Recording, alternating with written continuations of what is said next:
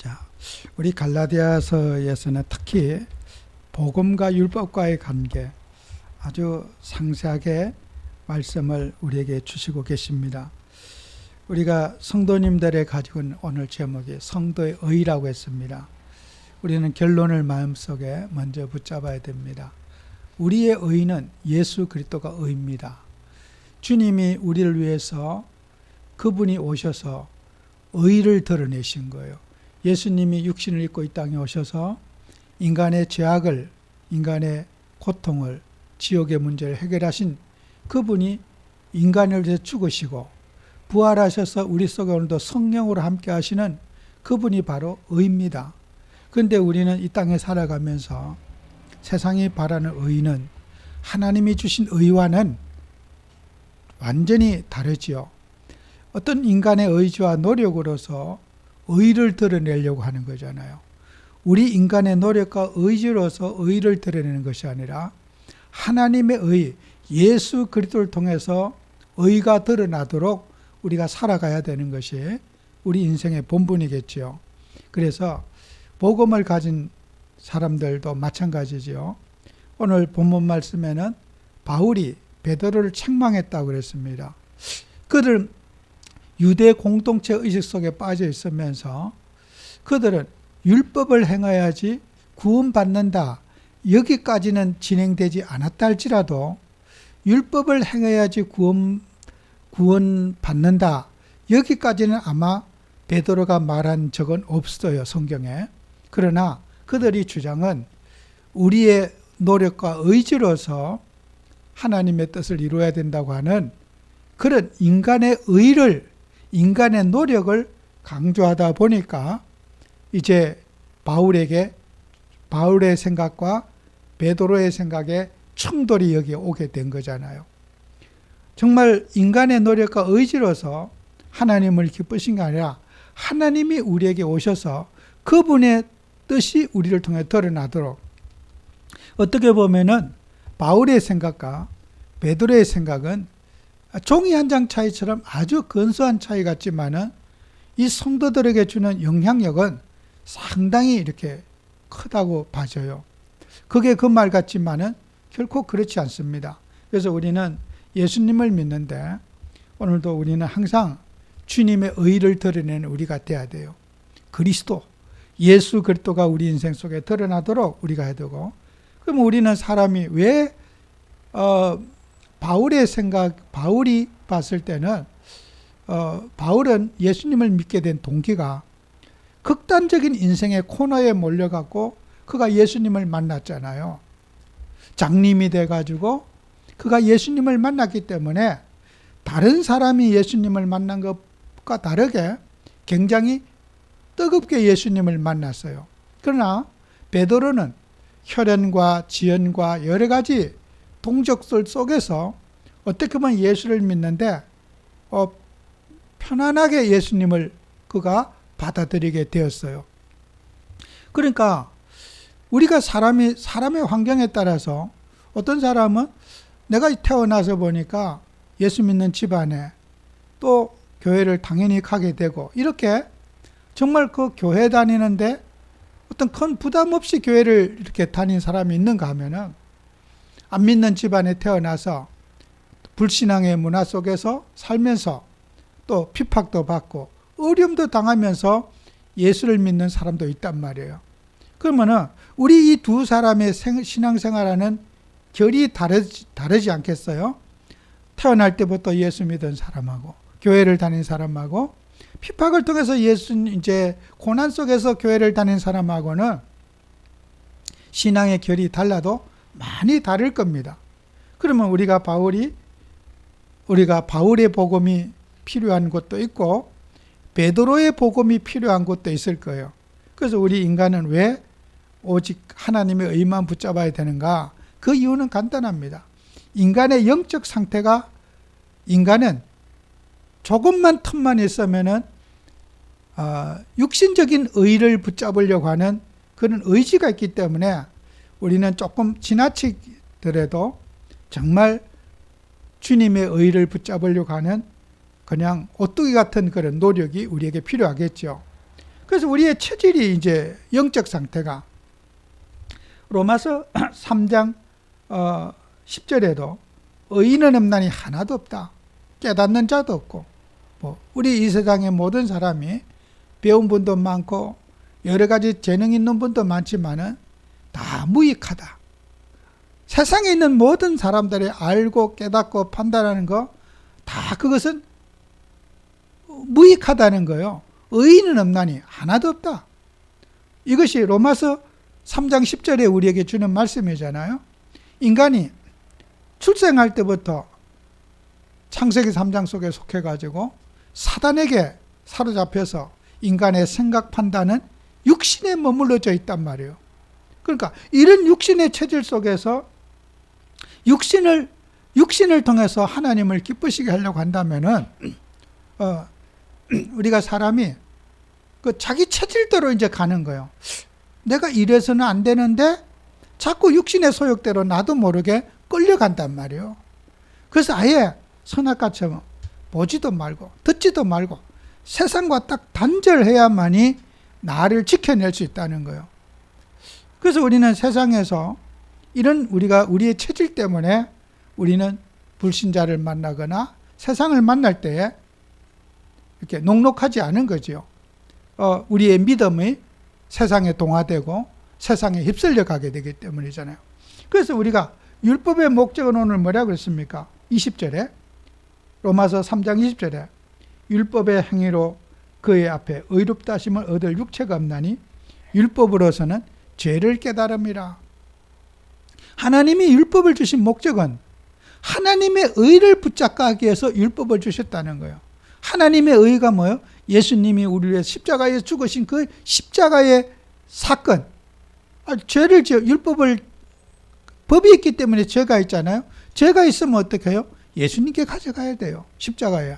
그러니까 율법의 목적은 뭐예요? 죄를 깨닫게 합니다.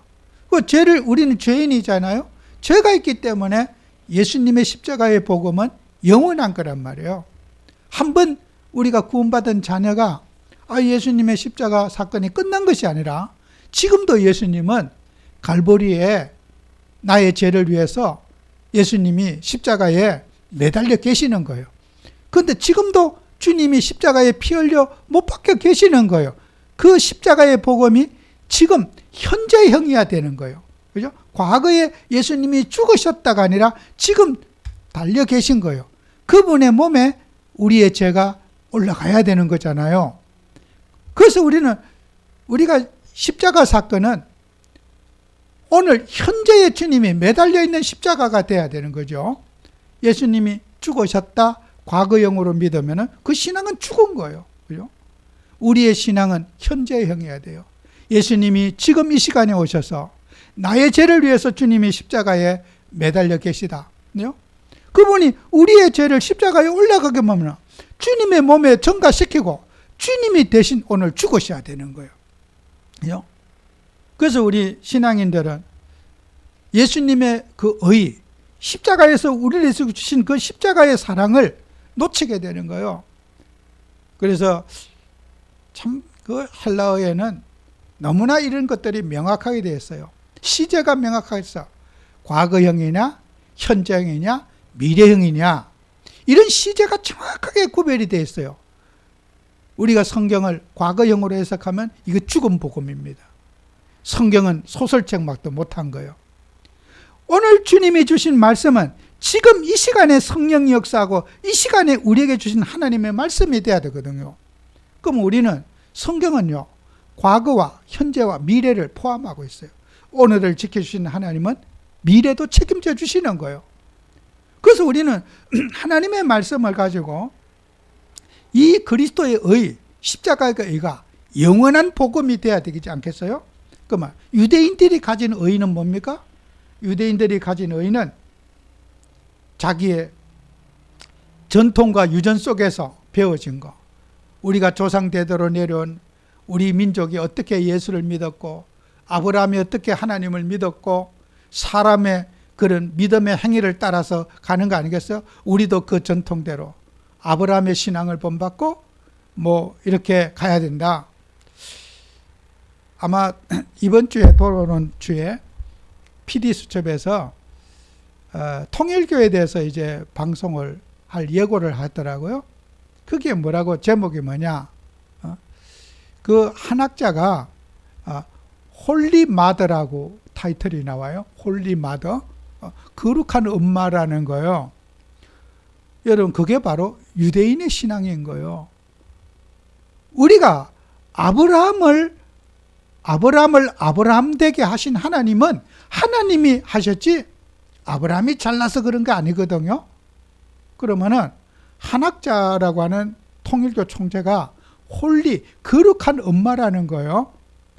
거룩이란 단어를 하나님께만 붙이는 단어인데 그 한학자라고 하는 그 여자에게 거룩이라는 단어를 붙여서 그들은 홀리마더라고 그 성도들이 부르는 거예요. 저는 그 타이틀만 봐도 1000% 이단입니다. 그거는요. 그거는 성경과 맞지 않아요.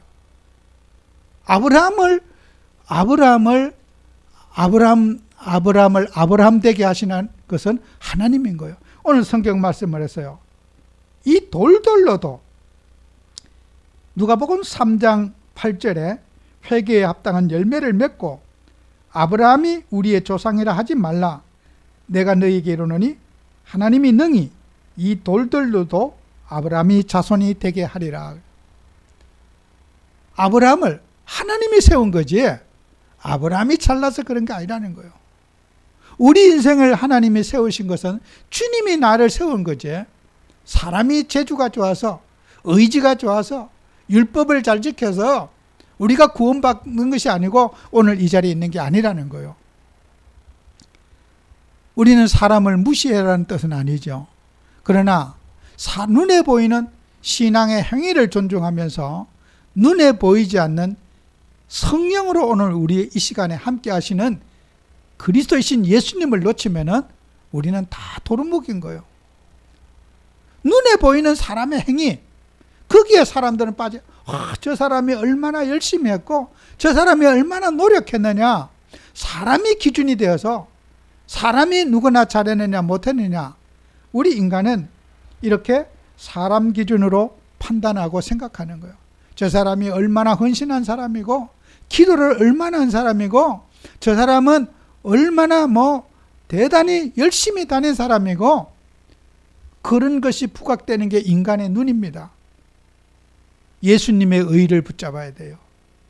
우리는 사람의 재주도 열심 내게 하시는 것도 하나님이 내게 하셨고, 아브라함이 결단한 것도 하나님이 결단하게 하셨고, 아브라함의 의지가 결단이 훌륭해서 갈대를 떠난 것이 아니라 하나님이 이사 갈 수밖에 없도록, 짐 쌀 수밖에 없도록 하나님이 환경을 만드시고 아브라함의 생각을 바꾸시고 아브라함의 결단도 하나님이 그 배후에 주장하셨다는 거예요.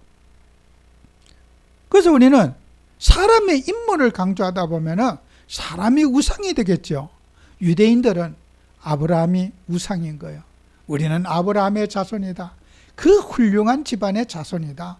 훌륭한 사람의 신앙을 이어받았다. 이렇게 유대인들이 가지고 있는 가치관이란 말이에요.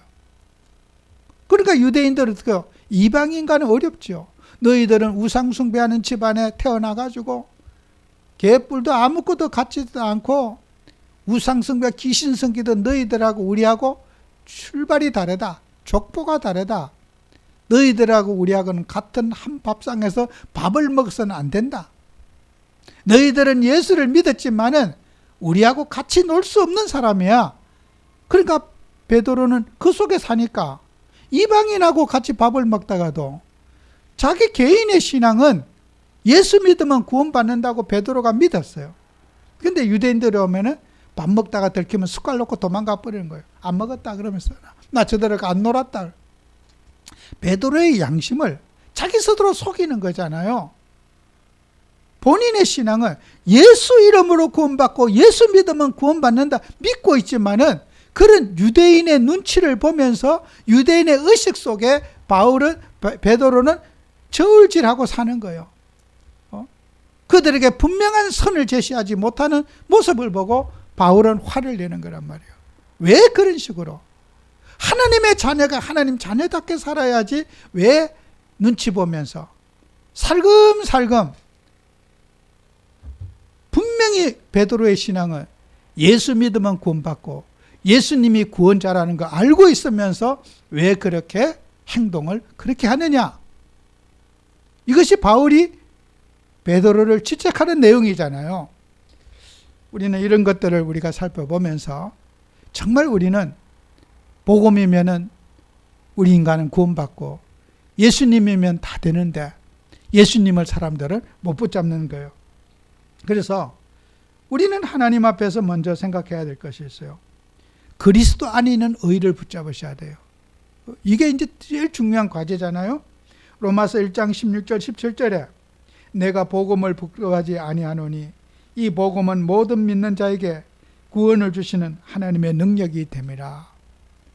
여러분, 예수 그리스도의 복음, 십자가의 복음 경험해 보셔야 돼요. 여러분, 영적인 문제가 있거나 귀신에 들려 있거나 정말 극단적인 사람, 예수님의 십자가 사건을 한번 얘기해 보세요. 당신의 죄를 위해서 예수님이 십자가에서 피 흘려 못 박아 죽으셨어. 당신을 위해서 예수님이 오셨어. 여러분이 한번 해보세요. 귀신 들린 자들의 반응이 어떤지 놀라울 겁니다. 저는 봤습니다. 예수님의 보혈을 찬송할 때 귀신 들려서 진짜 막 난폭한 그 사람들, 여러분 저는 봤어요. 와, 예수님의 보혈이 이런 보혈이었구나. 그 복음에는, 보혈에는 능력이 나타나는 거예요. 귀신이 꺾여지고 갖가지 인생의 불안과 염려가 사라지는 것이 예수님의 십자가의 복음의 능력입니다. 우리는 보혈의 능력, 복음의 능력을 우리가 체험해야 됩니다. 여러분, 예수님의 피가 얼마나 위대한 피인 줄 아십니까? 우리의 숨은 상처를 치유하고 억압을 풀고 우리의 모든 인생의 두려움과 불안을 해결하는 것이 예수님의 보혈입니다. 여러분이 화가 나고 힘들 때 주님의 보혈 찬송 한 장만 해보세요. 눈 녹듯이 사라집니다. 내 주의 보혈은 정하고 정하다. 그 찬송 1절만 해보세요. 여러분의 마음의 분노가 싹 눈 녹듯이 없어집니다. 그게 보혈의 능력입니다. 그 보혈을 체험하지 못한 사람들은 인간의 방법, 인간의 잔머리만 써서 뭘 문제를 해결하려고 하지 않습니까? 십자가 앞에 가시기 바랍니다. 복음 앞에 서세요. 여러분, 성경 말씀에 저는 로마서 1장 16절 17절 이걸 어떻게 설명해야지 성도님들이 알아들을까? 이 귀한 것을 저는 늘 이게 고민이에요. 복음의 능력을, 피의 능력을 깨달은 사람에게는 너무 이게 은혜로운 건데 이걸 어떻게 말로 설명할 수 있을까? 내 말이 복음을 어렵게 만들면 어떡할까? 늘 그게 고민이에요. 제가 우리 인생에 문제가 있고 어려움이 있어요. 주님의 십자가 앞에 올라가면 돼요. 보혈 앞에 올라가면 돼요. 주님의 피를 바르면 됩니다. 어떤 문제든지 주님은 우리의 영혼을 깨끗하게 정화시켜 주십니다. 정말 우리 예수님의 피가 우리를 정하고 정하게 하는 피인 줄로 믿습니다. 그래서 17절은 더 위대한 말씀을 하지요. 저는 정말 이 구절 너무 좋아요. 복음에는 하나님의 의가 나타나서, 그죠? 그리스도의 십자가의 그 복음의 피가, 하나님의 의가 거기에 나타나서 믿음으로 믿음에 이르게 된다. 그 보혈을 믿을 때 믿음이 더 충만해지게 되고 믿음에서부터 믿음으로 또 다시 믿음의 알을 깎고 믿음의 열매가 또 맺어진다는 거예요. 그래서 믿음이 적극 강화된다는 거예요. 여러분, 이 말씀 문자, 이 성경 그대로 믿으시기 바라요. 제 설명이 복음을 어렵게 만들까 봐 두렵습니다. 제 설교가 복음을 어렵게 만들까 봐 저는 겁이 나요.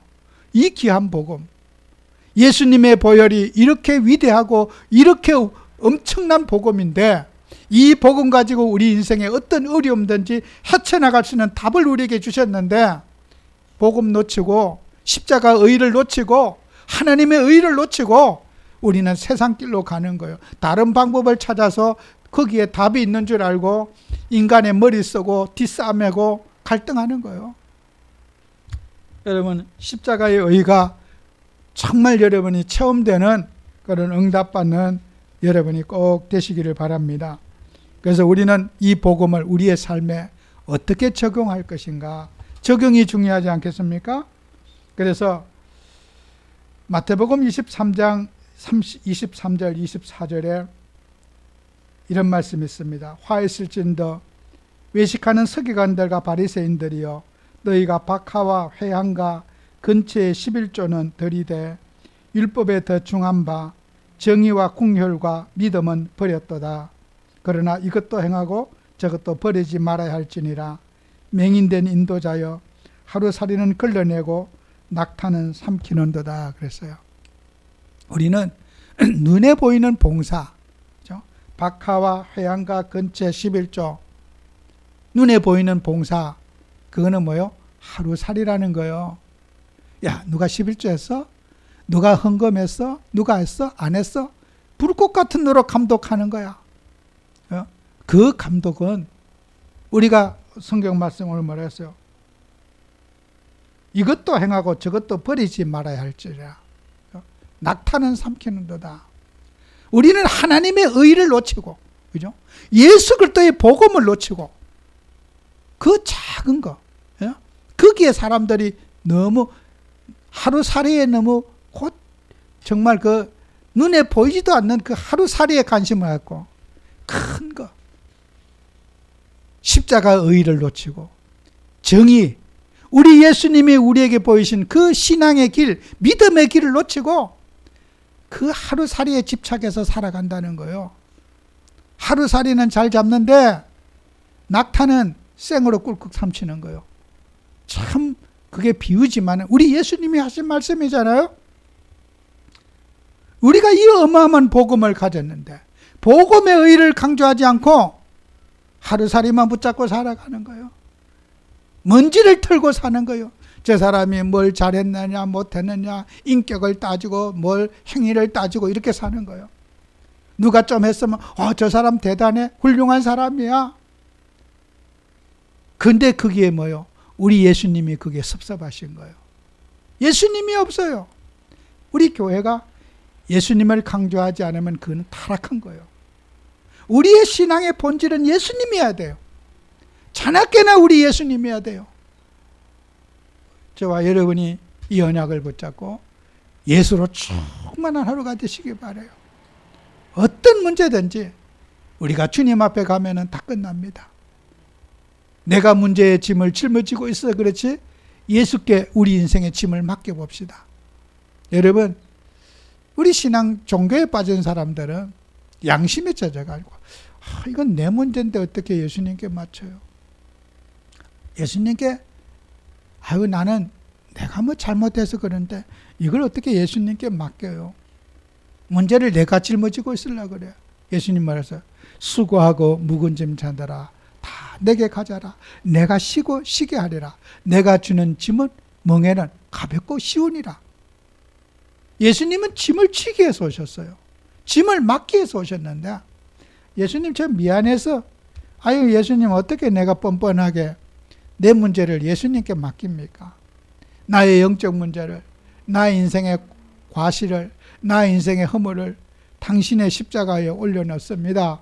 고백만 하면 되는데 내 양심에 묶여가지고 내 율법에 묶고 내 의에 묶여서 내가 잘해야 되는데 내가 알고 그랬는데 그러면 사람이 알고 그랬지 모르고 그랬습니까? 예수님은 알고 지언제 모르고 지언제 주님은 맡기를 원하시는 거예요. 우리는 주님 앞에 담대하게 십자가 앞에 서야 됩니다. 십자가의 복음은 우리를 자유하게 하시고 우리에게 힘을 주시고 능력을 주시는 분입니다. 치유하시는 분입니다. 그래서 우리는 십자가의 복음 속에 승리하는 우리들이 꼭 되어야 되겠습니다. 기도합니다.